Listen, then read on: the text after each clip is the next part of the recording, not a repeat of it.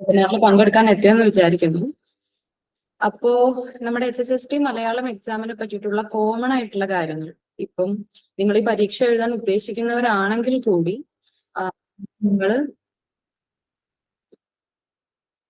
നിങ്ങൾ ശ്രദ്ധിക്കേണ്ടുന്ന നോട്ടിഫിക്കേഷൻ, അതുപോലെ സിലബസ്, പ്രധാനപ്പെട്ട കാര്യങ്ങളൊക്കെ ഒന്ന് ഇൻട്രൊഡ്യൂസ് ചെയ്യുക എന്നുള്ളൊരു ഉദ്ദേശമാണ് ഈ വെബിനാറിനുള്ളത്. അതിനുശേഷം നിങ്ങൾക്ക് എന്തെങ്കിലും സംശയങ്ങൾ ഉണ്ടെങ്കിൽ ചോദിക്കാം. നമുക്ക് സമയം ഉണ്ട്, പക്ഷെ ആവശ്യത്തിനുള്ള സമയമേ ഉള്ളൂ. അതുകൊണ്ട് കൃത്യമായിട്ട് പ്രാക്ടീസ് ചെയ്യേണ്ടതുണ്ട്, പഠിക്കേണ്ടതുണ്ട്. അപ്പൊ നമുക്ക് ആദ്യം എന്ത് ചെയ്യാം, നമുക്ക് നമ്മുടെ നോട്ടിഫിക്കേഷൻ ഒന്ന് നോക്കാം അല്ലെ. ഞാൻ ഈ സ്ക്രീൻ ഷെയർ ചെയ്യുന്നുണ്ട്, അത് വിസിബിൾ ആണോ എന്ന് നിങ്ങൾ പറയണം കേട്ടോ. ഇത് ഗൂഗിൾ മീറ്റ് ആയതുകൊണ്ട് സ്ക്രീൻ ഷെയർ ചെയ്ത് കഴിഞ്ഞാൽ എനിക്ക് ഈ മീറ്റിംഗ് നടക്കുന്ന സ്ക്രീൻ കാണില്ല. അപ്പൊ ആരെങ്കിലും ഒരാൾ മൈക്ക് ഓൺ ആക്കി പറഞ്ഞാൽ നന്നായിരുന്നു കേട്ടോ. കാണുന്നുണ്ടല്ലോ എന്നുള്ളത്. കാണുന്നില്ലേ നിങ്ങൾക്ക്? ആരെങ്കിലും ഒരാൾ പറയൂ. ഓക്കെ അല്ലേ? കാണാമോ? കാണാം. ഓക്കെ. അപ്പോ ഇതാണ് ഇത്തവണത്തെ നമ്മുടെ നോട്ടിഫിക്കേഷൻ എന്ന് പറയുന്നത്. നിങ്ങൾ മിക്കവാറും പേരെല്ലാം ഇത് കണ്ടു കാണും. Kerala higher secondary education department ആണ് ഈ നോട്ടിഫിക്കേഷൻ പുറത്തിറക്കിയിട്ടുള്ളത്. ഹയർ സെക്കൻഡറി സ്കൂൾ ടീച്ചേഴ്സിന് വേണ്ടിയിട്ടുള്ള ജൂനിയർ പോസ്റ്റിലേക്കുള്ള പരീക്ഷയാണ് നടക്കാൻ പോകുന്നത്. ആൻഡ് സ്കെയിൽ ഓഫ് പേ, ഇതിൽ ഏറ്റവും ഇൻട്രസ്റ്റിംഗ് ആയിട്ടുള്ള ഒരു കാര്യം ഉറപ്പായിട്ടും സ്കെയിൽ ഓഫ് പേ ആണ്. 45,600 to 95,600 ആണ് നിങ്ങളുടെ സ്കെയിൽ ഓഫ് പേ വരുന്നത്. ആന്റിസിപ്പേറ്റഡ് വേക്കൻസീസിലേക്കാണ് നിങ്ങൾക്ക് അറിയാമായിരിക്കും, ഏകദേശം 3 വർഷത്തോളം ഈ ലിസ്റ്റിന് കാലാവധി ഉണ്ടാകും. അപ്പം അവസാന പരീക്ഷ നടന്നത് എന്താണ്? 2017 അവസാനമായിട്ട് ഒരു നോട്ടിഫിക്കേഷൻ വന്നത്. ആ ലിസ്റ്റിൽ നിന്ന് 121 പേർ നിയമിതരായിട്ടുണ്ട്. അതുകൊണ്ട് തന്നെ നിങ്ങൾക്ക് നല്ല ചാൻസ് ഉണ്ട്. പിന്നെ method of appointment direct recruitment ആണ്. അപ്ലിക്കേഷന്റെ പ്രോസസ്സുകളെല്ലാം കഴിഞ്ഞതുകൊണ്ട് അതെല്ലാം നിങ്ങൾക്ക് അറിയുമായിരിക്കും. ക്വാളിഫിക്കേഷൻസ് നിങ്ങൾക്ക് അറിയാം. PG ഉള്ള സെറ്റുള്ള BEd ബിരുദധാരികളായിട്ടുള്ള ആൾക്കാരാണ് ഈ എക്സാം എഴുതാൻ വേണ്ടിയിട്ട് പോകുന്നത്. സോ ഒരു സ്റ്റാർട്ടിങ് എന്നുള്ള രീതിയിൽ ആ നോട്ടിഫിക്കേഷൻ ഒന്ന് പ്രസന്റ് ചെയ്തു മാത്രം. അപ്പോ ഈ ഇത്രയും വർഷം കൂടി നടക്കുന്ന എക്സാം ആയതുകൊണ്ട് തന്നെ ആസ്പിറൻസിന്റെ എണ്ണം അത്യാവശ്യം നല്ല പോലെ ഉണ്ടാവും എന്നാണ് നമ്മൾ പ്രതീക്ഷിക്കുന്നത്. അതുകൊണ്ട് തന്നെ പരീക്ഷയ്ക്ക് സിലബസിന് കൃത്യമായിട്ട് പഠിച്ച് നമ്മൾ അതിനുവേണ്ടി തയ്യാറെടുക്കുക എന്നുള്ളത് വളരെ ഇമ്പോർട്ടന്റ് ആണ്. ഈ സിലബസ് എങ്ങനെ വരുന്നു എന്നുള്ളത് നിങ്ങൾക്ക് പൊതുവെ ഇപ്പൊ PG പഠിച്ചവരായതുകൊണ്ട് തന്നെ നെറ്റ് എക്സാമിന് വേണ്ടിയൊക്കെ നിങ്ങൾ ഉറപ്പായിട്ടും PGയുടെ ലെവലിലുള്ള ഒരു സിലബസ് ഒന്ന് മൊത്തത്തിൽ നോക്കി കാണും. അതുമായിട്ട് വളരെ അടുത്ത് നിൽക്കുന്നത് തന്നെയാണ് HSSTയുടെ സിലബസും. ഒരു തരത്തിൽ പറയുകയാണെങ്കിൽ മലയാളം നെറ്റിന്റെ സിലബസും മലയാളം HSSTയുടെ സിലബസും തമ്മിൽ പല സ്ഥലത്തും ഓവർലാപ്പ് ചെയ്യുന്നുണ്ട്. പക്ഷെ HSST ഒരു ടീച്ചിങ് ആപ്റ്റിറ്റ്യൂഡിനെ പ്രത്യേകമായിട്ട് മുൻനിർത്തുന്ന പരീക്ഷ ആയതുകൊണ്ട് തന്നെ ചില സ്ഥലങ്ങളിൽ വ്യത്യാസമുണ്ട്. മാത്രമല്ല ഈ ഒരൊറ്റ പരീക്ഷയ്ക്ക് അകത്ത് തന്നെയാണ് നമ്മുടെ ടീച്ചിങ് ആപ്റ്റിറ്റ്യൂഡ് പോലെയുള്ള ജനറൽ ആയിട്ടുള്ള വിഷയങ്ങൾ നമുക്ക് കൈകാര്യം ചെയ്യേണ്ടത്. സിലബസ് കാണുമ്പോൾ അത് നിങ്ങൾക്ക് കുറച്ചും കൂടെ ബെറ്റർ ആയിട്ട് മനസ്സിലാവും എന്നാണ് ഞാൻ വിചാരിക്കുന്നത്. നമുക്കിവിടെ നമ്മുടെ സിലബസ് ഒന്ന് നോക്കാം കേട്ടോ. ഓക്കെ, ഇതാണ് നിങ്ങളിപ്പോ അപ്ലൈ ചെയ്തിരിക്കുന്ന ഈ പരീക്ഷയ്ക്ക് പഠിക്കേണ്ടുന്ന സിലബസ് എന്ന് പറയുന്നത്. ഏകദേശം 10 മൊഡ്യൂൾസ് ആയിട്ടാണ് നമുക്കിത് തന്നിരിക്കുന്നത്. PG ഒക്കെ കഴിഞ്ഞു വന്ന ആളുകളായതുകൊണ്ട് തന്നെ ഇതിനെപ്പറ്റി സാമാന്യമായിട്ടുള്ള ഒരു ധാരണ ഉറപ്പായിട്ടും നിങ്ങൾക്ക് ഉണ്ടാവും. ഡീറ്റെയിൽഡ് ആയിട്ട് പഠിക്കുക എന്നുള്ളത് HSSTക്ക് വളരെ ഇമ്പോർട്ടന്റ് ആണ് എന്നുള്ളതാണ്. മൊഡ്യൂൾ 1 നോക്കൂ, പ്രാചീന മധ്യകാല സാഹിത്യമാണ്. അത് ഇനിയിപ്പം ഈ സിലബസ് റിവൈസ് ചെയ്യുമോ എന്ന് നമുക്ക് നിലവിൽ ഉറപ്പില്ല. മേ ബി ഒരു റിവിഷൻ വന്നേക്കാം, പക്ഷെ റിവൈസ് ചെയ്താലും ഇല്ലെങ്കിലും ഈ ഭാഗം ഒഴിച്ചു നിർത്തിക്കൊണ്ട് ഉറപ്പായിട്ടും മലയാളത്തിൽ ഒരു മത്സര പരീക്ഷ നടക്കില്ല. കാരണം പ്രാചീന മധ്യകാല സാഹിത്യം വളരെ ഇമ്പോർട്ടന്റ് ആണ്. നമ്മൾ ഈ മലയാള സാഹിത്യത്തിനെ പറ്റി പഠിച്ചു തുടങ്ങുമ്പോൾ തന്നെ നമ്മൾ പറയാറ് രാമചരിതം മുതൽ പഠിക്കണം എന്നാണ് അല്ലെ. അപ്പൊ പാട്ടുസാഹിത്യം മുതൽ ഇങ്ങോട്ടുള്ള മണിപ്രവാളവും മറ്റ് അച്ചിചരിതങ്ങളും അടക്കമുള്ള ഗദ്യം വരെ എത്തി നിൽക്കുന്ന ഒരു പോർഷൻ ഇതിനകത്ത് വരുന്നതാണ്. അതിനകത്താണ് ഈ അംബരീഷോപാഖ്യാനം, ഭാഷാകൗടില്യമൊക്കെ പോലുള്ള ഗ്രന്ഥങ്ങൾ വരുന്നത്. അപ്പോൾ പ്രധാനമായിട്ടും ടെക്സ്റ്റുകളാണ് ഈ ഏരിയയിൽ വരിക. അവയുടെ കാലം ഏതാണ്, എഴുതിയതാരാണ്, ആ 2 ഫാക്ടിലും നിലവിൽ എന്തെങ്കിലും തർക്കങ്ങൾ നടക്കുന്നുണ്ടോ, അതിന്റെ കണ്ടന്റ് എന്താണ്, ഇപ്പൊ ഉദാഹരണത്തിന് എത്ര അധ്യായങ്ങളുണ്ട്, ശ്ലോകങ്ങളായിട്ടാണ്, അങ്ങനെയാണെങ്കിൽ പ്രധാനപ്പെട്ട ഏറ്റവും ഇമ്പോർട്ടന്റ് ആയിട്ടുള്ള ശ്ലോകങ്ങൾ ഏതൊക്കെയാണ്? ഈ പുസ്തകത്തിനെ പറ്റി മറ്റേതെങ്കിലും പുസ്തകത്തിൽ പരാമർശമുണ്ടോ? ഇങ്ങനെയുള്ള ചോദ്യങ്ങളാണ് ഈ ഭാഗത്ത് നിന്ന് കൂടുതലായിട്ടും വരാറ്. അപ്പോ നിങ്ങൾ നോക്കിയാൽ കാണാം, പാട്ട് സാഹിത്യത്തിൽ തന്നെ നാടൻ പാട്ട്, തെക്കൻ വടക്കൻ ഇടനാടൻ, കിളിപ്പാട്ട്, തുള്ളൽ, വഞ്ചിപ്പാട്ട്, പാന, സ്തോത്ര കൃതികൾ, നമ്മൾ പല സിലബസ് ആയിട്ട് പഠിക്കുന്ന സാധനത്തിനെ ഒന്നിച്ച് കമ്പൈൽ ചെയ്ത് ഒറ്റ സെക്ഷൻ ആക്കിയിട്ടാണ് കൊടുത്തിരിക്കുന്നത്. അതുപോലെ മണിപ്രവാളം അടുത്ത പോർഷൻ, ഉൽപ്പത്തി, ലീലാതിലകത്തിലെ വിവരങ്ങൾ, അതാണ്. അപ്പൊ നമ്മൾ മണിപ്രവാളത്തിലെ ആദ്യത്തെ ഗ്രന്ഥം മുതലല്ല പഠിക്കേണ്ടത്. മണിപ്രവാളത്തെ പറ്റി ലീലാതിലകത്തിൽ എന്ത് പറഞ്ഞിരിക്കുന്നു എന്നത് മുതൽ ആട്ടക്കഥകൾ വരെയാണ് മണിപ്രവാളത്തിന്റെ ഒരു ഏരിയ വരുന്നത്. ഗദ്യത്തിന്റെ ഉൽപ്പത്തി, വികാസ പരിണാമങ്ങളും ഈ പറയുന്നത് പോലെ മിഷനറി ഗദ്യത്തിലാണ് ഈ പോർഷൻ അവസാനിക്കുന്നത് എന്നുള്ളത് കൊണ്ട് തന്നെ കേരള സംസ്കാരത്തിൽ നമ്മൾ പഠിക്കുന്ന അച്ചടി, മിഷണറിമാരുടെ വരവ്, ഇവിടെയുള്ള ക്രിസ്ത്യാനിറ്റിയുടെ കടന്നുവരവൊക്കെ ആയിട്ട് ബന്ധപ്പെട്ട കുറച്ച് ചരിത്രപരമായിട്ടുള്ള കാര്യങ്ങൾ കൂടി നമ്മൾ ഇതിനകത്ത് കവർ ചെയ്യും. മൊഡ്യൂൾ 2 ആധുനിക സാഹിത്യമാണ്. 19-ാം നൂറ്റാണ്ടിന്റെ അവസാന കാലം മുതൽ 20-ാം നൂറ്റാണ്ടിന്റെ അന്ത്യം വരെയുള്ള നവോത്ഥാന രചനകളും ആധുനിക രചനകളും അവിടെ നമ്മൾ ശ്രദ്ധിക്കേണ്ടതുണ്ട്. ആധുനിക രചനകളും എന്ന് പറയുന്നിടത്ത് നമ്മൾ നവോത്ഥാനവും ആധുനികവും ആ 2 പോയിന്റും കൃത്യമായിട്ട് മനസ്സിലാക്കിയിരിക്കണം, അല്ലേ? അപ്പോ നിലവിൽ ഇതിനെ സംബന്ധിച്ച് ഏതാണ് ആദ്യത്തെ ആധുനിക കവിത, ഏതാണ് ആധുനിക കഥ, ഇതിനെ സംബന്ധിച്ച് നമുക്ക് ഫാക്ച്വൽ ആയിട്ട് പുസ്തകങ്ങളിൽ ഇന്നതാണ് എന്നുള്ളൊരു ഡാറ്റ അവൈലബിൾ ആണെങ്കിലും പല ചർച്ചകളും ഇതിന്റെ മേലെ വീണ്ടും നടന്നിട്ടുണ്ട്.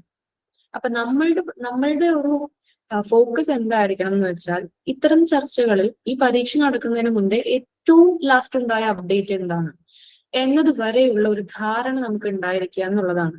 ഈ പരീക്ഷയിൽ ജനറൽ അവയർനെസ്സും അതുപോലെ തന്നെ ടീച്ചിങ് ആപ്റ്റിറ്റ്യൂഡും ഒക്കെ ഒരു സബ്ജക്റ്റ് ആയതുകൊണ്ട് ഇപ്പറഞ്ഞ വിഷയങ്ങളിലെല്ലാം അവസാനത്തെ അപ്ഡേറ്റ് എന്താണെന്നുള്ളത് പ്രധാനമാണ്. ഇത് അങ്ങനെ അവസാനം വരെ സംഭവിച്ചത് പഠിക്കണമല്ലോ എന്ന് ആലോചിച്ച് നിങ്ങൾ ടെൻഷൻ അടിക്കണ്ട. കൃത്യമായിട്ട് പാറ്റേൺ ചെയ്ത് പഠിച്ചു പോകും. ഒന്നിലും അവസാനം ഉണ്ടായിട്ടുള്ള മൂവ് എന്താണെന്ന് കൂടി നോട്ടേറ്റ് ചെയ്താൽ അത് വൃത്തിയായിട്ട് പഠിക്കാവുന്നതേ ഉള്ളൂ. ഈ ഭാഗത്താണ് കവിത, കഥ, നോവൽ, നാടകം ഇത്തരത്തിലുള്ള കുറച്ചും കൂടെ ലിറ്ററേറ്റിക് ആയിട്ടുള്ള കാര്യങ്ങളൊക്കെ വരുന്നത്. അതുകൊണ്ട് തന്നെ പഠിക്കാൻ കുറച്ചും കൂടെ സുഖം ഉണ്ടാവും. കഥാകാരന്മാരുടെ എണ്ണവും നോവലിസ്റ്റുകളുടെ എണ്ണവും അത്യാവശ്യം ഉണ്ട്. നാടകം അപ്പം പ്രധാനപ്പെട്ടവ ഏതാണ്, ഒരാളുടെ പ്രധാനപ്പെട്ട കൃതികൾ ഏതാണ് എന്നുള്ള രീതിക്ക് ലിസ്റ്റ് ചെയ്ത് പഠിക്കാനുള്ള ഡാറ്റ കൂടുതൽ ഉണ്ടാവും ഈ മൊഡ്യൂളിൽ. ഇതര ഗദ്യരൂപങ്ങളിലേക്ക് വരുമ്പോഴേക്കും ജീവചരിത്രം, ആത്മകഥ, സഞ്ചാര സാഹിത്യം, ബാലസാഹിത്യം, വൈജ്ഞാനിക സാഹിത്യം എന്നീ മേഖലകൾ നിലവിൽ നിങ്ങളുടെ മൊഡ്യൂൾസിൽ ഈ ടോട്ടൽ മൊഡ്യൂളിന്റെ അത്ര ഇമ്പോർട്ടൻസിലല്ല ഈ ഭാഗങ്ങൾ കൊടുത്തിരിക്കുന്നത്. എന്നാലും ഓരോന്നും എന്താണ് പ്രധാനപ്പെട്ട ആളുകളും കാര്യങ്ങളും നമ്മൾ നോക്കണം. മൂന്നാമത്തത് കേരള സംസ്കാരം. ഈ ഭാഗത്തു നിന്ന് വരുന്ന ചോദ്യങ്ങൾ സാധാരണ ആസ്പിറൻസിനെ കുറച്ച് ബുദ്ധിമുട്ടിക്കാറുണ്ട്. കാരണം വളരെ ഫാക്ച്വൽ ആയിട്ടുള്ള ഡാറ്റയാണ്. മറ്റതും ഫാക്ട്സ് തന്നെയാണ് ഒബ്ജക്റ്റീവ് ആയിട്ട് MCQ നമുക്ക് വേണ്ടതെങ്കിലും കേരള സംസ്കാരത്തിൽ വർഷങ്ങളും സംഭവങ്ങളും സ്ഥലങ്ങളും ഒക്കെ ഇങ്ങനെ കൊളൈഡ് ചെയ്യുന്നത് ഒരു എൻവലപ്പിംഗ് പോലെ തോന്നാറുണ്ടെന്ന് പറയാറുണ്ട്. അപ്പൊ ഇവിടെയും നമ്മൾ നിർബന്ധമായിട്ടും ചെയ്യേണ്ട സ്ട്രാറ്റജി എന്ന് പറയുന്നത് സമയമെടുത്ത് പഠിക്കുക എന്നുള്ളത് ഒന്ന്. കാരണം ഒരുപാട് ഫാക്ച്വൽ ആയിട്ടുള്ള ഡാറ്റ കുറച്ച് സമയത്തിനുള്ളിൽ കൂട്ടിക്കയറ്റുമ്പോഴാണ് നമുക്ക് ഇഷ്യൂ വരുന്നത്. 2, ഓരോ ചരിത്രഘട്ടത്തിലെയും സംഭവങ്ങൾ കൃത്യമായിട്ട് ലേ ഔട്ട് ചെയ്ത് പഠിക്കുക എന്നുള്ളത്. അപ്പൊ അത് കൂടിക്കലരില്ല, നിങ്ങൾക്ക് കൂടിക്കലരാതെ പഠിക്കാനായിട്ട് പറ്റും. ഈ കേരള സംസ്കാരത്തിന് ആ മൊഡ്യൂളിന്റെ ഒരു സബ് ഹെഡിങ് ആയിട്ട് ഇവിടെ പ്രാചീന കേരളത്തിലെ വിദ്യാഭ്യാസ രീതി കൊടുത്തിട്ടുണ്ട്. പ്രാചീന കേരളത്തിലെ മതങ്ങൾ മുതൽ സമകാല കേരളീയ സംസ്കാരത്തെ നിയന്ത്രിക്കുന്ന സാമൂഹിക സാമ്പത്തിക ഘടകങ്ങൾ വരെയുള്ള കാര്യങ്ങൾ, അതായത് നമ്മളുടെ ഇവിടെ വന്നിട്ടുള്ള എക്സ്റ്റേണൽ ഫോഴ്സുകളുടെ ആധിപത്യം, അതിനെതിരെ ഉണ്ടായ ദേശീയ പ്രസ്ഥാനം, അവരുടെ പ്രവർത്തനങ്ങൾ, കർഷക പ്രസ്ഥാനം, തൊഴിലാളി പ്രസ്ഥാനം, കേരളത്തിലെ വൈദേശിക സ്വാധീനം സംബന്ധിച്ച പ്രധാനപ്പെട്ട കാര്യങ്ങൾ. അതിന്റെ കൂടെ തന്നെയാണ് സാമൂഹിക പരിഷ്കരണ പ്രസ്ഥാനങ്ങളും കേരളീയ കലകളും ക്ലാസിക്കൽ നാടോടി സംഗീത പാരമ്പര്യങ്ങളും ചിത്രകലാ പാരമ്പര്യവും ഒക്കെ പഠിക്കാനുള്ളത്. ഇപ്പം നമുക്ക് നോക്കി അറിയാം, ഇതിനകത്ത് ഹിസ്റ്റോറിക്കൽ ആയിട്ടുള്ള ഡാറ്റയും അതുപോലെ തന്നെ കൾച്ചറൽ ആയിട്ടുള്ള ഡാറ്റയും നമ്മൾ കുറച്ച് കൂട്ടിയാണ് പഠിക്കുന്നത്. മൊഡ്യൂൾ 4 ഭാഷാശാസ്ത്രം, ഭാഷാ ചരിത്രം, വ്യാകരണം. വളരെ ഫാക്ച്വൽ ആയിട്ടുള്ള ഡാറ്റയാണ്. സാധാരണ നമ്മൾ ഈ ഭാഷാവാദക്കാരെ കുറച്ച് ബുദ്ധിമുട്ടിക്കുന്ന ഏരിയയും കൂടെയാണ്. പക്ഷെ ഈ ഭാഗത്തിന് നമ്മൾ ഇതുവരെ പറഞ്ഞ മൊഡ്യൂളുകളിൽ നിന്നുള്ള ഒരു വ്യത്യാസം എന്താ വെച്ചാൽ ഇതിന് വളരെ ഫിക്സഡ് ആയിട്ടുള്ള കാര്യങ്ങൾ മാത്രമേ പഠിക്കാറുള്ളൂ. ഇപ്പൊ കഥ എന്ന് പറയുമ്പോൾ അല്ലെങ്കിൽ നോവൽ എന്ന് പറയുമ്പോൾ നിങ്ങൾ വരാനിരിക്കുന്ന ഇതുവരെ ഒരു ക്വസ്റ്റ്യൻ പേപ്പർ മേക്ക് ചെയ്യുന്നത് വരെ ഉണ്ടായിട്ടുള്ള സകല അപ്ഡേറ്റും നോക്കേണ്ടതുണ്ട്. പക്ഷെ ഇവിടേക്ക് വരുമ്പോൾ അത് അത്ര വിപുലല്ല. നമ്മൾക്ക് കൃത്യമായിട്ട് പഠിക്കാനുള്ള ഏരിയ കവർ ചെയ്ത് പോയാൽ ചോദിക്കുന്ന എല്ലാ ചോദ്യത്തിനും ഉത്തരം എഴുതാൻ പറ്റും എന്നുള്ള അത്രയും ക്രാഫ്റ്റഡ് ആണ് ഈ ഏരിയ, ഭാഷാശാസ്ത്രവും വ്യാകരണവും. ക്ലാസ്സുകൾ കൃത്യമായിട്ട് ഫോളോ ചെയ്യുക, കൃത്യമായിട്ട് പഠിക്കുക എന്നുള്ളത് നമുക്ക് ഈ ഭാഗത്ത് ചെയ്യാൻ കഴിയും. ഞാനത് വിശദീകരിച്ച് വായിക്കുന്നില്ല, നിങ്ങൾക്ക് പരിചിതമായിരിക്കും ഈ ഏരിയ എന്ന് ഞാൻ വിചാരിക്കുന്നു. മൊഡ്യൂൾ 5 മലയാള വിമർശനം. മലയാള വിമർശനത്തിലും നമ്മൾ നേരത്തെ പറഞ്ഞ നോവൽ കഥ എന്ന് പറഞ്ഞ മൊഡ്യൂളിൽ പറഞ്ഞതുപോലെ നോക്കൂ, പത്രപ്രവർത്തനം തൊട്ട് കേരളവർമ്മ വലിയ കോയിത്തമ്പുരാൻ, CP അച്യുതമേനോൻ, AR എന്നിവരുടെ കാലഘട്ടം അതൊരു ഫേസ് ആണ്. അതിനുശേഷം കേസരി ബാലകൃഷ്ണപിള്ള, മാരാരി, മുണ്ടശ്ശേരി, MP പോൾ തുടങ്ങിയവർ മറ്റൊരു ഫേസ് ആണ്. അതിനുശേഷം മനഃശാസ്ത്ര വിമർശനം, മാർക്സത്തിന്റെ സ്വാധീനം, ആധുനികോത്തര സാഹിത്യ സമീപനങ്ങൾ മലയാളത്തിൽ ഏറ്റവും ലാസ്റ്റ് വരെ ഉണ്ടായ അപ്ഡേറ്റ് വരെ പഠിക്കണം എന്ന് തന്നെയാണ് ഇവിടെയും ഉദ്ദേശിക്കുന്നത്. മാത്രമല്ല ആളുകൾ പ്രധാനപ്പെട്ട നിയമങ്ങൾ എന്നുള്ള രീതിക്ക് നമ്മളൊന്ന് പാറ്റേൺ ആക്കി പഠിക്കേണ്ടതുണ്ട്. പക്ഷെ അങ്ങനെ പഠിച്ചാൽ ഇത് എളുപ്പമാണ്. സാഹിത്യ സിദ്ധാന്തങ്ങൾ. സാഹിത്യ സിദ്ധാന്തങ്ങൾക്ക് ഞാൻ നേരത്തെ പറഞ്ഞ ഭാഷാശാസ്ത്രം, വ്യാകരണം ആ ഏരിയ ആയിട്ടൊരു ചർച്ച ചെയ്യുന്നു. അതിനോട് കോയിൻസൈഡ് ചെയ്ത് പഠിക്കാൻ പറ്റുന്ന ഏരിയ ആണ്. അതിനകത്താണ് നമ്മളുടെ ഓറിയന്റൽ ആയിട്ടുള്ള കൂടുതൽ കാര്യങ്ങളും വരുന്നത്. രസസിദ്ധാന്തം, ധ്വനി സിദ്ധാന്തം, അലങ്കാരം, ധ്വനി നിരാസവാദം, കവിതയും നൃത്തവും, അത്രയും കാര്യങ്ങൾ. ഇതെല്ലാം വൃത്തം എന്ന് പറയുന്നത് ഭാഷാവൃത്തവും സംസ്കൃത വൃത്തവും രണ്ടും വരുന്നുണ്ട്. രണ്ടായാലും കൃത്യമായിട്ട് ടെക്സ്റ്റുകൾ അവൈലബിൾ ആണ്. നമുക്ക് മലയാളത്തിൽ അവൈലബിൾ ആയിട്ടുള്ള പ്രധാനപ്പെട്ട ടെക്സ്റ്റുകളിൽ നിന്ന് എല്ലാം വിവരങ്ങൾ ശേഖരിച്ചിട്ടാണ് നിങ്ങൾക്ക് വേണ്ടിയിട്ട് ക്രിസ്റ്റല നോട്ട്സ് പ്രിപ്പയർ ചെയ്യുന്നത്.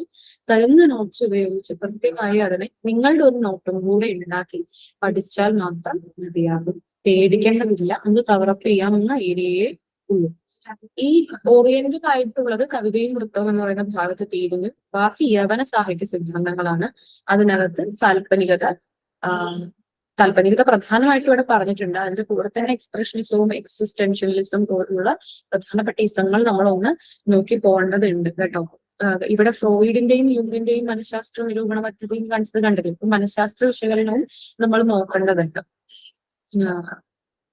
നവചരിത്രവാദം പോലുള്ള കാര്യങ്ങളും കൂടെ ഇതിനകത്ത് പ്രത്യേകമായി പേരെടുത്ത് പറഞ്ഞിട്ടില്ലാത്ത ഓക്സിഡന്റൽ ആയിട്ടുള്ള ഇസങ്ങളും കൂടെ നമ്മൾ നോക്കേണ്ടതുണ്ട് എന്നുള്ളതാണ്.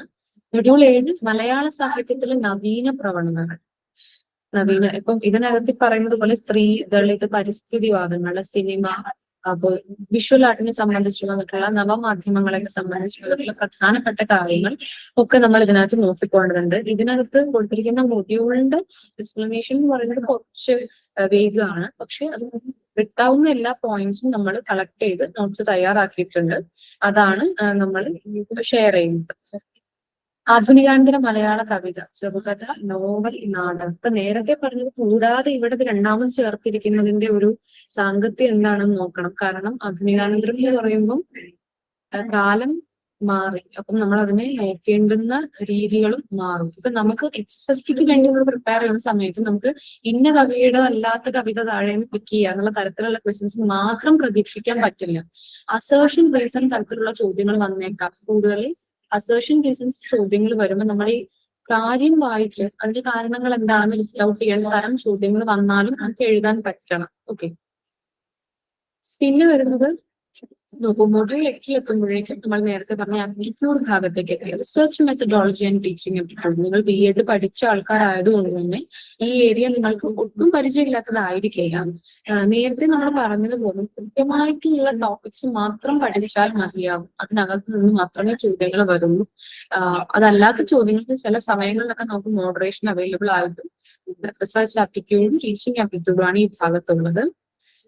ഞാനത് വിശദമായിട്ട് വായിക്കുന്നില്ല. പിന്നെ ഒരു മൊഡ്യൂള് 9ാമത്തെ മൊഡ്യൂളിൽ നമുക്ക് salient features of Indian constitution. PSC aspirant ആയിട്ടുള്ള ഏതൊരാളും ഉറപ്പായിട്ടും കടന്നു പോയിട്ടുള്ള ഒരു മേഖലയാണ് ഇന്ത്യൻ കോൺസ്റ്റിറ്റ്യൂഷൻ എന്ന് പറയുന്നത്. നിങ്ങളൊരു ഡിഗ്രി തല പരീക്ഷയ്ക്ക് പഠിക്കുന്നത് പോലെ അല്ലെങ്കിൽ KS പരീക്ഷയ്ക്ക് പഠിക്കുന്നത് പോലെ അത്രയും തന്നെ ഇതിൽ സൂചിച്ചിട്ടില്ല എങ്കിലും ഇന്ത്യൻ കോൺസ്റ്റിറ്റ്യൂഷനെ സംബന്ധിച്ച പ്രധാനപ്പെട്ട ഡേറ്റുകളും നമ്മുടെ സ്കെഡ്യൂളുകൾ, പാർട്ടുകൾ തുടങ്ങിയിട്ടുള്ള പ്രധാനപ്പെട്ട കാര്യങ്ങളും വിദ്യാഭ്യാസവുമായി ബന്ധപ്പെട്ട ഏരിയകൾ നമ്മളൊന്ന് പ്രധാനമായിട്ട് നോക്കി വെക്കേണ്ടതുണ്ട്. എഡ്യൂക്കേഷനുമായിട്ട് ബന്ധപ്പെട്ട ഏരിയയിൽ നിന്ന് കോൺസ്റ്റിറ്റ്യൂഷന്റെ ചോദ്യങ്ങൾ വന്നേക്കാം എന്ന് തന്നെയാണ് നമ്മൾ പ്രതീക്ഷിക്കുന്നത്. പോരാത്തതിന് അതിന്റെ preamble, fundamental rights, executive legislature, judiciary എന്ന് പറയുന്ന ഭാഗവും പ്രത്യേകമായിട്ട് എടുത്തു പറഞ്ഞിട്ടുണ്ട്. എമർജൻസി പ്രൊവിഷൻസ് പറഞ്ഞിട്ടുണ്ട്, അമെന്റ്മെന്റ്സ് പറഞ്ഞിട്ടുണ്ട്, യൂണിയൻ ഇൻ സ്റ്റേറ്റ് പ്രൊവിൻസസിന്റെ കാര്യങ്ങളൊക്കെ പറഞ്ഞു. എഡ്യൂക്കേഷണൽ എടുത്ത് പറഞ്ഞിട്ടില്ലെങ്കിലും നമ്മൾ കൃത്യമായിട്ട് നോക്കേണ്ട ഒരു ഭാഗം കൂടിയാണ്. ആ തരത്തിലുള്ള സ്മാർട്ട് വർക്ക് നമുക്ക് ഇവിടെ ആവശ്യമുണ്ട്. Social welfare legislations and programmes, അത് കൃത്യമായിട്ട് ഫാക്ച്വൽ ആയിട്ടുള്ള കാര്യങ്ങൾ മാത്രമേ ബുക്സ് അവൈലബിൾ ആയിരിക്കും. നിങ്ങൾക്ക് ക്ലാസ് എടുത്ത് കേട്ടോ. പിന്നെ റിനൈസൻസ് ഇൻ കേരള, ഇവിടെ വരുന്ന ഈ പോർഷൻ കേരള സംസ്കാരം മൂന്നാമത്തെ മൊഡ്യൂൾ നമ്മൾ കവർ അപ്പ് ചെയ്യും. ഈ ഏരിയയിൽ കുറെ ഭാഗങ്ങൾ എന്നിരുന്നാലും ഈ പോർഷന് വേണ്ടിയിട്ട് ഇവിടെ പറഞ്ഞിട്ടുള്ള പ്രധാനപ്പെട്ട പോയിന്റുകളെ മുൻനിർത്തി നമ്മൾ ഒന്നുകൂടി പഠിക്കുകയും രണ്ടും റിവൈസ് ചെയ്യുകയും ചെയ്യും കേട്ടോ. സോഷ്യോ റിലീജിയസ് ആയിട്ടുള്ള reform movements, struggles and social revolts. ഇപ്പൊ ഈ പ്രധാനപ്പെട്ട ബില്ലുകളെല്ലാം നമ്മൾ ഈ ഭാഗത്ത് നിന്ന് പറഞ്ഞു തരുന്നുണ്ട്. ഭൂപരിഷ്കരണ ബില്ല് പോലെയുള്ള ബില്ലുകൾ ഈ ഭാഗത്ത് പറഞ്ഞു പോകുന്നതുണ്ട് കേട്ടോ. പിന്നെ അച്ചടിയുടെ പ്രാധാന്യം, അതും നേരത്തെ പറഞ്ഞ മിഷനറി രംഗത്തിന്റെ ഭാഗത്ത് നമ്മൾ പഠിക്കും. ഈ ഭാഗം വരുമ്പോഴേക്കും നമ്മൾ അതൊന്ന് റിവൈസ് ചെയ്യുകയും ചെയ്യും എന്നുള്ളതാണ്. പിന്നീട് വരുന്ന portions woman and social change ഉണ്ട്, ലീഡേഴ്സ് ഓഫ് റിനൈസൻസ് ഉണ്ട്. അതിനകത്ത് നോക്കൂ, വൈദ്യ സ്വാമികൾ മുതൽ കുറ്റിപ്പുഴ കൃഷ്ണപിള്ള അതേഴ്സ് വരെയാണ്. നിങ്ങൾക്ക് എത്ര കവർ ചെയ്യാൻ പറ്റുമോ നിങ്ങൾ അത്രയും കവർ ചെയ്യുക എന്നുള്ളതാണ്. ഏറ്റവും കുറഞ്ഞ ഈ സിലബസിൽ പറഞ്ഞിട്ടുള്ള എല്ലാവരുടെയും പേര് നമുക്ക് പരിചിതമായിരിക്കണം. അവർ ഏത് മൂവ്മെന്റുമായിട്ട് ബന്ധപ്പെട്ടവരാണ് എന്ന് നമ്മൾ അറിഞ്ഞിരിക്കണം. ലിറ്റററി ഫിഗേഴ്സ്, കൊടുങ്ങല്ലൂർ കുഞ്ഞിക്കുട്ടൻ തമ്പുരാൻ, കൊടുങ്ങല്ലൂർ കളരി മുതൽ കെ പൊറ്റക്കാട് ആൻഡ് അതേഴ്സ് ഇവിടെ വരെ എത്തിയാൽ നിങ്ങൾക്ക് അറിയാലോ, ഭാഷയായിട്ട് നിരന്തരം ഇടപഴകുന്ന ആളുകളാണ്. പിന്നെ വരുന്ന ഭാഗമാണ് general knowledge and current affairs. അപ്പൊ നമ്മുടെ ഭാഷയുടെ ഭാഗം നമ്മൾ കവർ ചെയ്യണം. കൂടാതെ ജനറൽ നോളജും കറണ്ട് അഫയേഴ്സും കൂടി നമ്മൾ നോക്കണം എന്നാണ് PSC പറയുന്നത്. അപ്പോ ഇത് ഞാൻ ഷെയറിംഗ് സ്റ്റോപ്പ് ചെയ്യാണ്. അപ്പൊ സിലബസ് കണ്ടതിൽ നിന്ന് നമുക്ക് മനസ്സിലായിട്ടുണ്ടാവും, ഭയങ്കര എളുപ്പത്തിൽ 1-2 ആഴ്ച കൊണ്ട് നമുക്ക് ടോട്ടൽ കാര്യങ്ങൾ കവർ ചെയ്യാൻ പറ്റുന്ന ഒരു സിലബസ് അല്ല നിലവിൽ നമുക്കുള്ളത്. എന്നാലും സമയമെടുത്ത് കൃത്യമായിട്ടൊരു പ്ലാനിൽ പഠിച്ചു പോവുകയാണെങ്കിൽ നിങ്ങൾക്ക് അങ്ങോട്ടും ഇങ്ങോട്ടും കാര്യങ്ങൾ കുഴഞ്ഞു മറിയാതെ പഠിക്കാനുള്ള സമയം ഉണ്ട് താനും.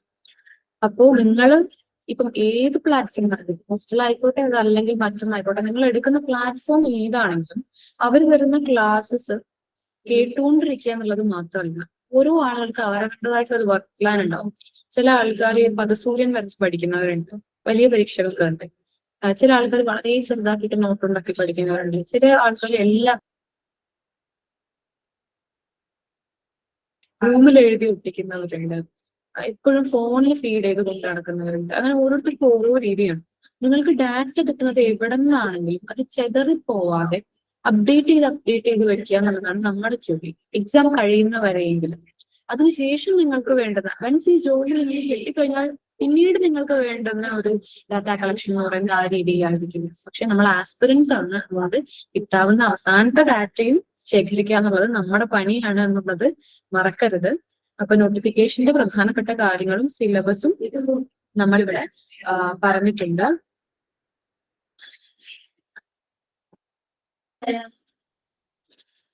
ഇപ്പം നേരത്തെ പറഞ്ഞതുപോലെ അത് 1 മണിക്കൂർ 15 മിനിറ്റാണ്. ഓരോ ക്വസ്റ്റിനും 0.33 മാർക്സ് ആണ് നെഗറ്റീവ് മാർക്സ് എന്ന് മറക്കരുത്.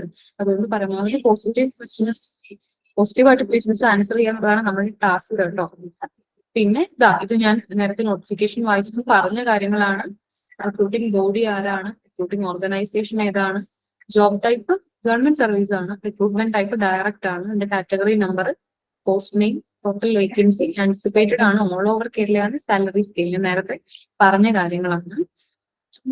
നിരന്തരമായിട്ട് റിവൈസ് ചെയ്യുക, പ്രാക്ടീസ് ചെയ്തുകൊണ്ടിരിക്കുക എന്നുള്ളതാണ് വഴി. അല്ലാതെ നമ്മളെ കുട്ടികളും ബൈഹാർട്ട് ചെയ്യുന്നു എന്നുള്ളതല്ല, ബൈഹാർട്ട് ചെയ്ത കാര്യങ്ങൾ നമ്മൾ എത്രത്തോളം റിവൈസ് ചെയ്യുന്നു എന്നുള്ളതാണ് കീ എന്ന് പറയുന്നത്. അപ്പൊ നമുക്കിപ്പം ചിലപ്പം 3 മാസം ആയിരിക്കാം, അല്ലെങ്കിൽ 4 മാസം കിട്ടിയേക്കാം. പക്ഷെ നമുക്ക് കിട്ടുന്ന സമയത്ത് നമ്മൾ പരമാവധി സ്ട്രാറ്റജിക്കൽ ആയിട്ട് ഇതിനെ സമീപിക്കുക എന്നുള്ളതാണ് നമ്മൾ ചെയ്യുന്നത് കേട്ടോ. അപ്പൊ ക്രിസ്റ്റലിന്റെ പുതിയ ബാച്ച് നമ്മൾ സ്റ്റാർട്ട് ചെയ്യുന്നുണ്ട്. നമ്മൾ ഓൾറെഡി ഒരു ബാച്ച് സ്റ്റാർട്ട് ചെയ്തിട്ടുണ്ട് എന്ന് വെച്ച് പുതിയതായിട്ട് ചേരുന്ന ആളുകൾക്ക് ആ ക്ലാസ്സുകൾ നഷ്ടപ്പെടുന്നേ ഇല്ല. നിങ്ങൾ വൺസ് ഈ കോഴ്സിലേക്ക് എൻറോൾ ചെയ്യുന്നതോടുകൂടി നിങ്ങൾക്ക് പഴയ ക്ലാസ്സുകളെല്ലാം അവൈലബിൾ ആവും. അതിന്റെ കൂടെ വീക്കെൻഡ്സിൽ നമ്മൾ റിവിഷൻസ് വെക്കുന്നുണ്ട്. അപ്പോൾ ഒരു ടേം ഓഫ് റിവിഷൻസ് കഴിയുമ്പോഴേക്കും ഇപ്പൊ ഇതുവരെ എടുത്തു തീർന്ന പോർഷൻസ് നിങ്ങൾക്ക് കൂടി പഠിച്ചെത്താനുള്ള സമയം ഉണ്ടാകും. വളരെ റഷിൽ ഒരുപാട് പാക്ക് ചെയ്ത് നമ്മൾ പോകുന്നില്ല. അതുകൊണ്ട് തന്നെ നിങ്ങൾക്ക് റിലാക്സ് ചെയ്ത് പഠിക്കാനുള്ള സമയവും ഉണ്ടാകും.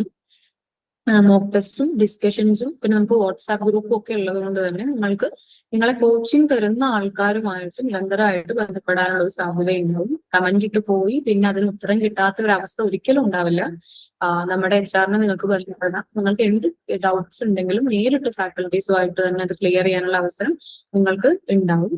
അപ്പൊ നിലവിൽ ഈ കോഴ്സ് ഒരു ഓഫർ പ്രൈസിലാണ് കിടക്കുന്നത് എന്നുള്ളത് ശ്രദ്ധിക്കുക. നന്നായി ആലോചിച്ച് നിങ്ങൾക്ക് ഏത് തരത്തിലുള്ള ഒരു ഗൈഡൻസ് ആണ് വേണ്ടത് എന്നുള്ളതിനനുസരിച്ച് മികച്ച തീരുമാനം എടുക്കുക എന്നുള്ളതാണ് പറയാനുള്ളത്. അപ്പോ അപ്പൊ അങ്ങനെയൊക്കെയാണ് കാര്യങ്ങൾ. ഇത്രയൊക്കെയാണ് ഇതിന്റെ ഒരു പെരിഫറൽ ആയിട്ടുള്ള കാര്യങ്ങളായിട്ട് പറയാനുള്ളത്. ഇനി നിങ്ങൾക്ക് എന്തെങ്കിലും ചോദിക്കാനുണ്ടെങ്കിൽ ചോദിക്കാം. നമ്മൾ ഇന്ന് ഉദ്ദേശിച്ചത് ഇത്രയും കാര്യങ്ങളൊന്ന് നിങ്ങൾക്ക് പറഞ്ഞു തരിക, അറിയാത്ത ഏതെങ്കിലും ഏരിയാസ് ഉണ്ടെങ്കിൽ ഒന്ന് പരിചയപ്പെടുത്തുക എന്നുള്ളതാണ്. ഇനി എന്തെങ്കിലും ഉണ്ടെങ്കിൽ ചോദിക്കാം. വെൽക്കം. ചോദിച്ചോളൂ എന്തെങ്കിലും ഉണ്ടെങ്കിൽ, അല്ലെങ്കിൽ എഴുതി ചോദിക്കാം. പറയണം നിർബന്ധം.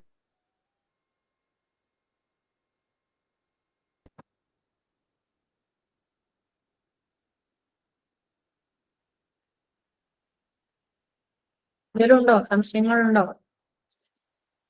അല്ലെങ്കിൽ വൈൻഡപ്പ് ചെയ്യാമോ? എത്രയും വേഗം എല്ലാവരും പഠിക്കാൻ തുടങ്ങുക എന്നുള്ളതാണ്.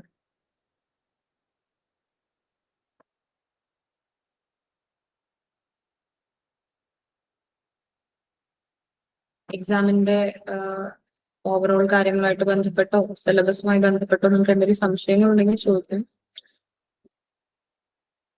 അല്ലെങ്കിൽ നമുക്ക് അവസാനിപ്പിക്കാം. അങ്ങനെയല്ലേ ദൃശ്യമുണ്ടോ?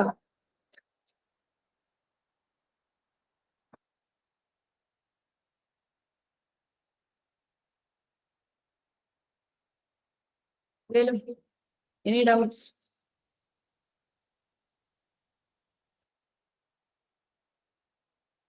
ആലോചിക്കൂ എന്തെങ്കിലും ഉണ്ടോ? എന്തെങ്കിലും ചോദിക്കൂ, വേഗം ചോദിക്കൂ.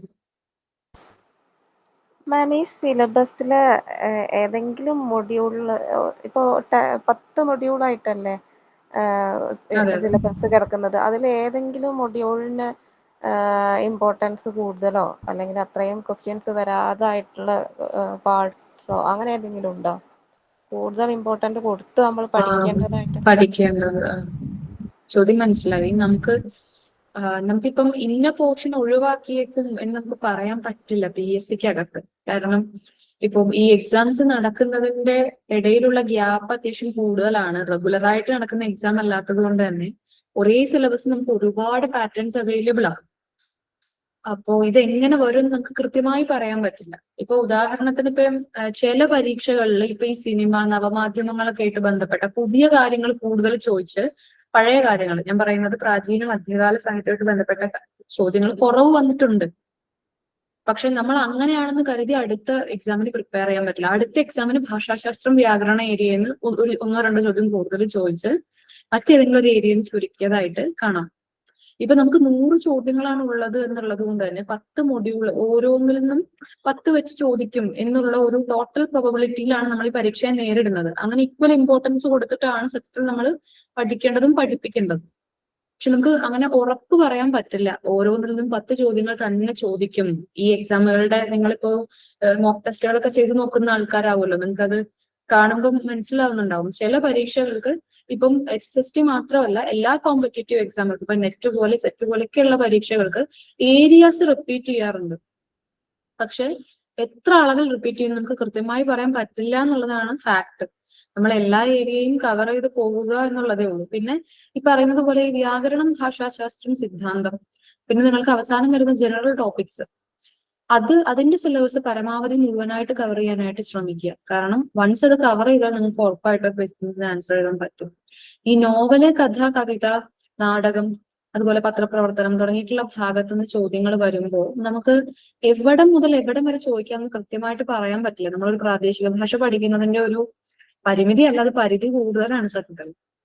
അപ്പം പരമാവധി ഫിക്സഡ് ആയിട്ടുള്ള മൊഡ്യൂൾസ് പരമാവധി കവറപ്പ് ചെയ്യുക. മറ്റുള്ളതിന്റെ നിങ്ങൾക്ക് കഴിയാവുന്ന അത്രയും കാര്യങ്ങൾ നോട്ട് ചെയ്ത് വെക്കുക എന്നുള്ളതാണ് നമുക്ക് ചെയ്യാവുന്ന ഒരു കാര്യം എന്ന് പറയുന്നത്.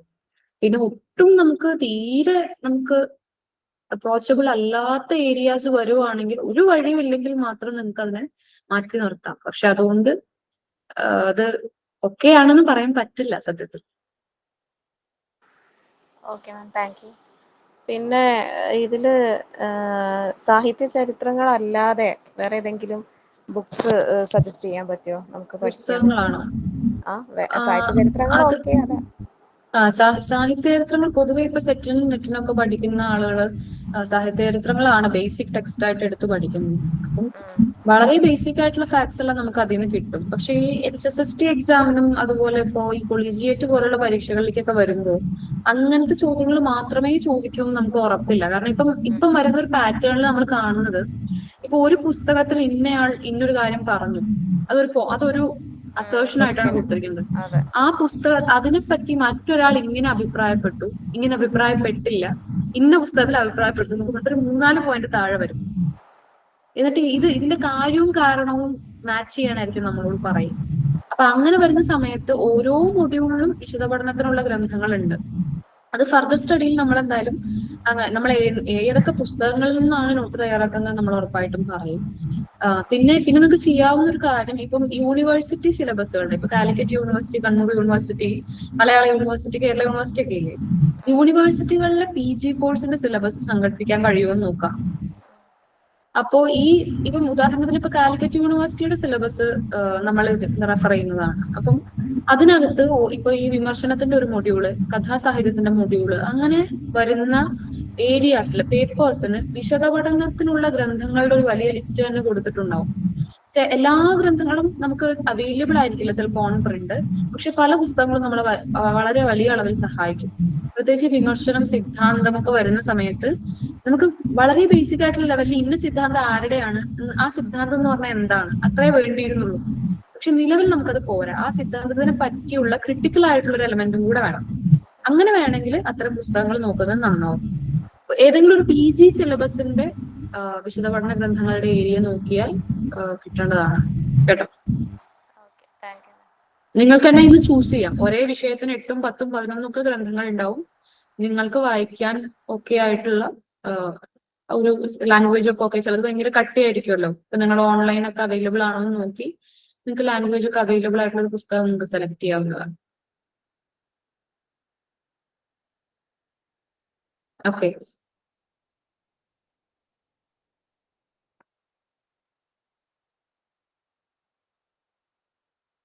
Ma'am okay. ഹലോ മാം, പറഞ്ഞോളൂ. ഒരു ചെറിയ റെഫറൻസ് എന്ന നിലയിൽ നമുക്ക് എരുമേലിയുടെ പുസ്തകം ചൂസ് ചെയ്യാവോ? അതാകുമ്പോൾ നമുക്ക് എല്ലാത്തിനെ കുറിച്ചും ജസ്റ്റ് ഒരു അറിവ് കിട്ടിപ്പോയ ശേഷം പിന്നെ ഡീപ്പായിട്ട് സ്റ്റഡിക്ക് അത് ഉപയോഗപ്പെടുമോ? എരുമേലിയുടെ പുസ്തകം സാഹിത്യ ചരിത്രം ഈ പറഞ്ഞ പോലെ എല്ലാ മത്സര പരീക്ഷകൾക്കും റെഫർ ചെയ്യാറുള്ള പുസ്തകം തന്നെയാണ്. അത് റെഫർ ചെയ്തതെന്ന് ഞാൻ പറഞ്ഞതിന് അർത്ഥമേ ഇല്ല കേട്ടോ. അത് ഉറപ്പായിട്ടും നിങ്ങൾക്ക് റെഫർ ചെയ്യാം. KM ജോർജിന്റെ പുസ്തകം ഉണ്ട്, അതുപോലെ സാഹിത്യ ചരിത്രങ്ങൾ ഒരുപാട് അവൈലബിൾ ആണ്. പക്ഷെ ഈ പറഞ്ഞ പോലെ ഏറ്റവും ജനറൽ ആയിട്ട് എല്ലാ കുട്ടികളും സാധാരണ ഡിഗ്രി PG കുട്ടികളൊക്കെ ഉപയോഗിക്കുന്ന പുസ്തകം എരുമേലിയുടെ പുസ്തകം. അത് ഉപയോഗിക്കാം, തീർച്ചയായിട്ടും ഉപയോഗിക്കാം. ഇപ്പോ അതിന്റെ അപ്പുറത്തേക്ക് നിങ്ങൾ നോക്കേണ്ടത് എന്തൊക്കെയാന്ന് വെച്ചാൽ, ഈ പറയുന്നത് പോലെ ഏറ്റവും പുതുതായിട്ട് വന്ന അപ്ഡേഷൻസ് അതിൽ കാണില്ല. കാരണം അതിന്റെ ഏറ്റവും അവസാനത്തെ എഡിഷൻ വന്നത് എന്നാന്ന് നോക്കാം. അതിനുശേഷം വന്ന കാര്യങ്ങൾ എന്തായാലും അതിൽ എഡിറ്റ് ചെയ്ത് ചേർത്തിട്ടില്ല. പിന്നെ അതാത് വർഷത്തെ കഴിഞ്ഞ 2-3 വർഷത്തെ അവാർഡുകളുമായിട്ട് ബന്ധപ്പെട്ട കാര്യങ്ങൾ, പുതിയ എഴുത്തുകാരുമായിട്ട് ബന്ധപ്പെട്ട കാര്യങ്ങൾ, അതുപോലെ ഇപ്പൊ കേരള സംസ്കാരത്തിലേക്ക് ഇപ്പം എരുമേലിയുടെ തന്നെ കേരള സംസ്കാരം എന്ന് പറഞ്ഞ വേറെ പുസ്തകമുണ്ട്. അപ്പൊ എല്ലാത്തിന്റെയും ബേസിക് ഡാറ്റ നിങ്ങൾക്ക് അതിൽ നിന്ന് കിട്ടും. അത് എടുത്തോളൂ. അത് തന്നെ അത്യാവശ്യം ഉണ്ട് അല്ലെ. എരുമേലിയുടെ പുസ്തകം തന്നെ നമ്മൾ പഠിച്ച് നോട്ടാക്കി വരുമ്പോഴേക്കും ഒരു വലിയൊരു സമയം തന്നെ വേണം. അപ്പൊ അത് കുഴപ്പമൊന്നുമില്ല, നിങ്ങൾക്ക് ചെയ്യാം. നിങ്ങൾക്ക് കുറച്ചും കൂടെ ആക്സസിബിൾ ആയിരിക്കും പുസ്തകം, ചെയ്യാം. അത് കൂടാതെ മറ്റ് റെഫറൻസ് ഗ്രന്ഥങ്ങളും കൂടെ നോക്കിയാൽ നല്ലതാണ് എന്നാണ് ഉദ്ദേശിച്ചത് കേട്ടോ. നജ്മ ഓക്കെ അല്ലേ? ഞാൻ ചോദിച്ചത് ബേസ് ആക്കി നമുക്ക് ജസ്റ്റ് ഒന്ന്, അതാണ് ഉദ്ദേശിച്ചത്. ഉറപ്പായിട്ടും എടുക്കാം. ചെയ്യാം. അതിന് നല്ല ഓപ്ഷനാണ് എരുമേലിയുടെ പുസ്തകം. കൂടുതൽ ഗ്രന്ഥങ്ങൾ നിങ്ങൾക്ക് ഏതാണ് നോക്കുക എന്ന് സംശയം തോന്നുന്നുണ്ടെങ്കിൽ നേരത്തെ പറഞ്ഞതുപോലെ ഒരു PG സിലബസ് എടുത്ത് നോക്കിയാൽ നിങ്ങൾക്ക് ഏതാണ്ട് വേണ്ട എല്ലാ പുസ്തകങ്ങളുടെയും ലിസ്റ്റ് അതിന് കിട്ടും. ശരി മാം, താങ്ക് യു.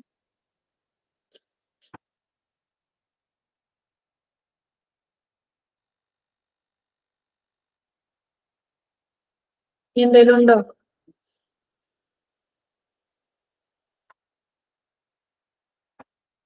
ചോദ്യങ്ങളില്ലെങ്കിൽ നമുക്ക് അവസാനിപ്പിക്കാമോ? Okay ma'am. അല്ലേ? ശരി, അപ്പൊ എല്ലാവരും നന്നായി പഠിക്കൂ കേട്ടോ. 120 പേര് കയറി പോയി കഴിഞ്ഞ പരീക്ഷയിൽ. അടുത്ത 120 നിങ്ങൾ എന്തായാലും പെടട്ടെ. നന്നായി പഠിക്കുക കേട്ടോ. All the best. Thank you. Okay.